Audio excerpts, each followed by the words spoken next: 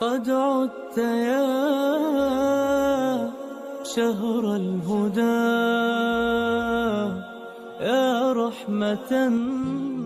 لقد فرض الله علينا في اليوم 5 صلوات تختلف عدد ركعاتها، فهناك صلوات رباعية وهي صلاة الظهر والعصر والعشاء. أما صلاة المغرب عدد ركعاتها 3 ركعات والفجر 2. قال رسول الله صلى الله عليه وسلم: إن العبد إذا قام يصلي أوتي بذنوبه كلها فوضعت على رأسه وعاتقه، فكلما ركع أو سجد تساقطت عنه. كما جاء عن رسول الله صلى الله عليه وسلم أنه أوصى بالإكثار من الدعاء. عن أبي هريرة أن النبي صلى الله عليه وسلم قال: أقرب ما يكون العبد من ربه وهو ساجدا فأكثر الدعاء. سؤال الحلقة: لماذا أوصى النبي بإطالة السجود في الصلاة؟ للإجابة على الأرقام التالية.